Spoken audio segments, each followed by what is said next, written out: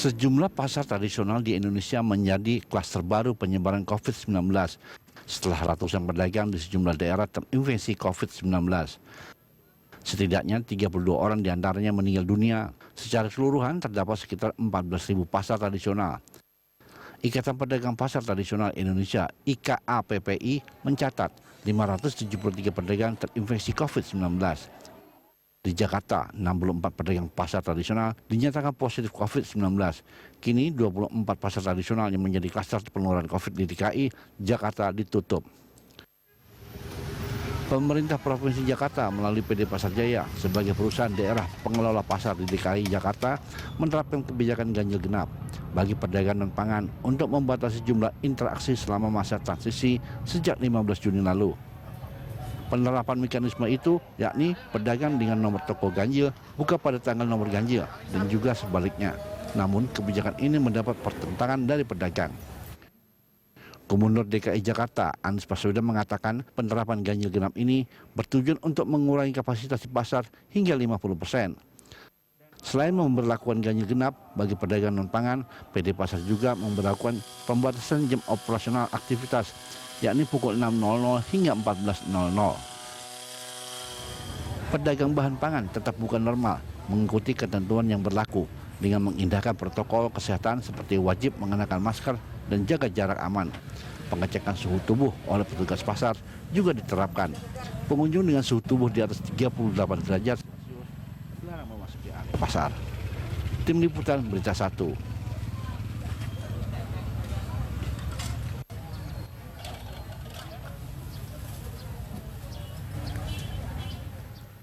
Perketat pengawasan pasar, pemirsa, bagaimana pengawasan pasar yang telah terpapar COVID-19, lalu seperti apa tanggapan dari para pedagang yang saat ini pasarnya terpapar COVID-19. Untuk membahasnya kita sudah terhubung dengan Ketua Ikatan Pedagang Pasar Tradisional Indonesia atau IKAPPI, Abdullah Mansuri. Selamat pagi Pak Abdullah. Selamat pagi Bang. Terima kasih sudah bergabung bersama kami di pagi hari ini, dan kami juga mengundang Anda pemirsa untuk berinteraksi melalui sambungan telepon yang nanti ada di layar televisi Anda. Pak Abdullah, ini kalau kita bicara soal jumlah pedagang yang sudah terinfeksi COVID-19 hingga saat ini berapa banyak Pak?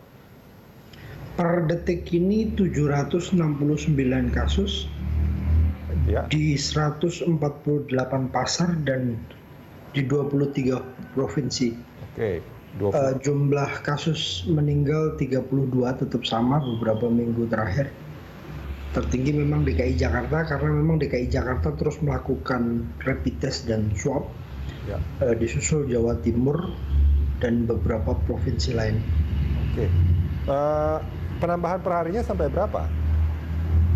Perharinya relatif semakin hari semakin tinggi ya, karena memang rapid test dan swab semakin banyak dilakukan di pasar-pasar. Kurang lebih sekitar 40 sampai 50 kasus per hari. Oke, artinya Anda memperkirakan bahwa kenapa jumlah pedagang itu akhirnya banyak yang dinyatakan positif terinfeksi corona karena memang tesnya yang sekarang semakin masif.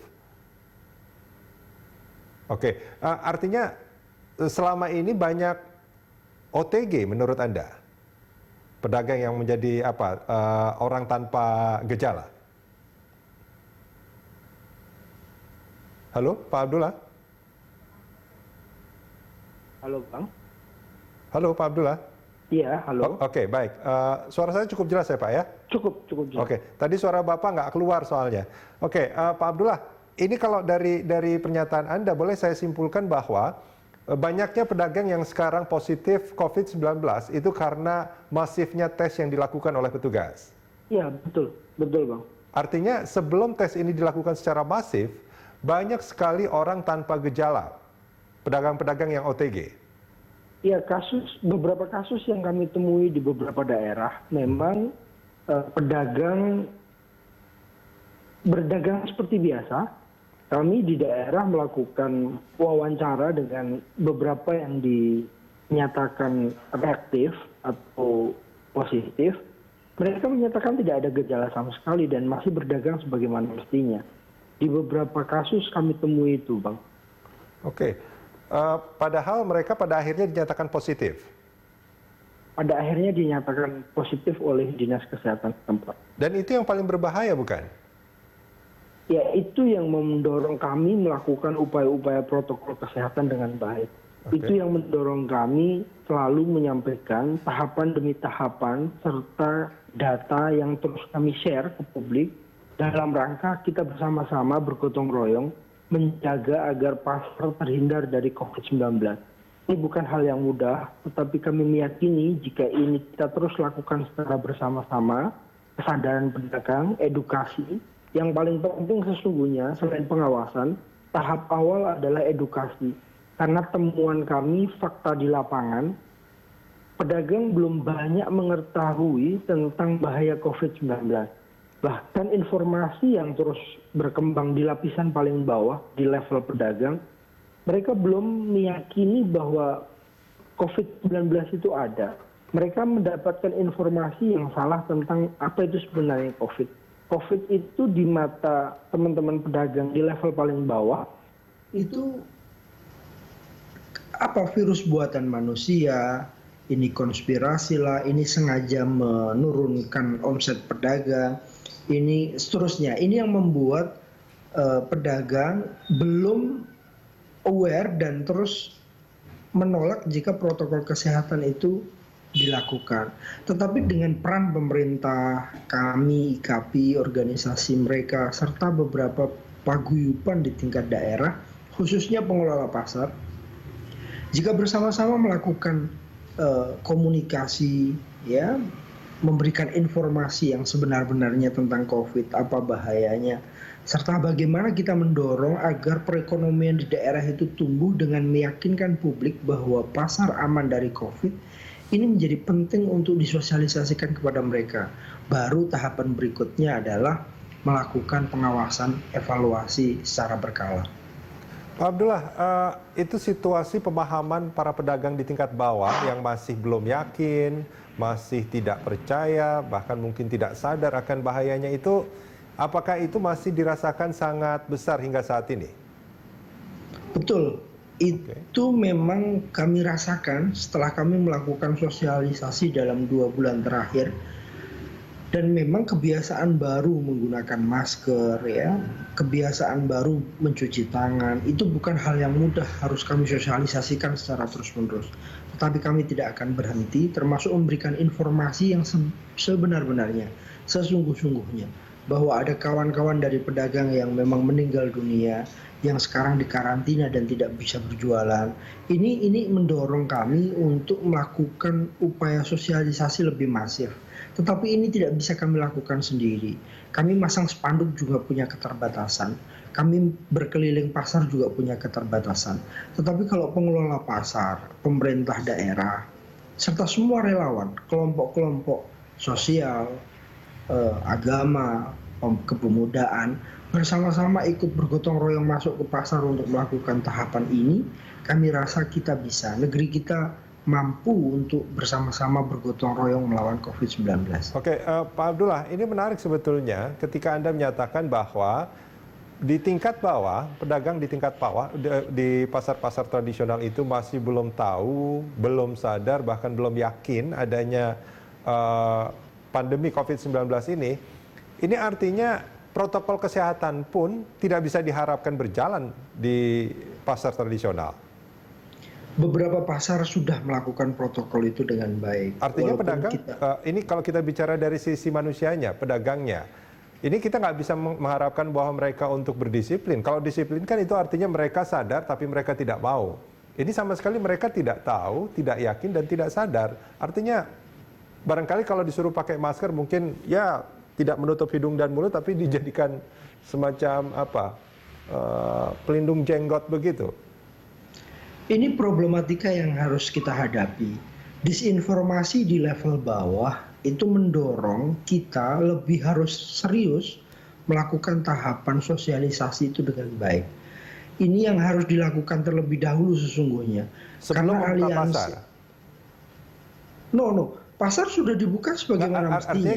Artinya gini, dengan pedagang di tingkat bawah yang masih banyak belum sadar, belum yakin dan bahkan belum tahu, ini kan sebetulnya berisiko tinggi ketika pasar dibuka? Maka ini kami mendorong peran bersama. Pasar tetap dibuka sebagaimana mestinya. Saya sampaikan, Bang, bahwa jika pasar ditutup sepihak, ya, jika pasar sampai detik ini masih ditutup sepihak, seperti di beberapa kasus di beberapa daerah, justru pedagangnya berjualan di luar pasar, yang tidak kita bisa kontrol bagaimana protokol kesehatannya. Ini justru lebih berbahaya. Pasar tetap dibuka sebagaimana mestinya, tetapi peran kita bersama untuk melakukan sosialisasi. Di level bawah, disinformasi itu berkembang cukup ketat, ya, cukup cepat, bahwa COVID ini tidak benar serius. Maka ini yang harus kita luruskan terlebih dahulu. Ini kita luruskan sembari kita mensosialisasikan pentingnya menggunakan masker, melakukan protokol kesehatan, serta pemerintah daerah melakukan upaya-upaya untuk menjaga agar pasar aman. Bahkan bukan zonasi atau bukan pembatasan jam operasional. Ini dari sisi ini sesungguhnya kalau kita mau gali, itu banyak sekali evaluasi yang kami dapatkan. Di antaranya apa yang harusnya dilakukan, Pak Abdullah? Banyak hal di Trenggalek, Pasar Bendo ada tahapan protokol kesehatan dengan baik dengan cara menggunakan sekat plastik, ya, antara pedagang dengan pembeli.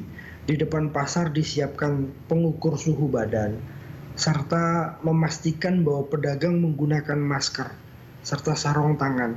Di beberapa daerah melakukan upaya-upaya lain seperti PD Pasar Surya membagikan nampan untuk menjaga agar tidak ada pembagian uang bertukar uang secara langsung.